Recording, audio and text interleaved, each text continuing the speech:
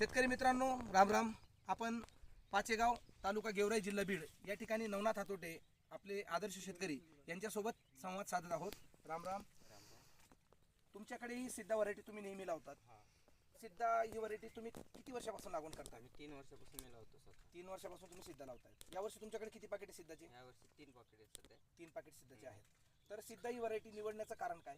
तिथं वॉरंटी निवारण्याचं कारण एकच आहे, कारण की बोंड तिला भरपूर लागतात. अच्छा. आणि तिची जी बोंड लागण्याची क्षमता आहे एकदम जवळ लावते. बाकी वितरच्या व्हरायटी समजा लांब लांब लागते.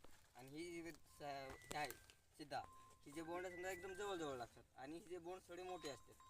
प्रत्येक झाडापेक्षा समजा दुसऱ्या व्हरायटीपेक्षा हिचे झाड बोंड थोडे मोठे असतात.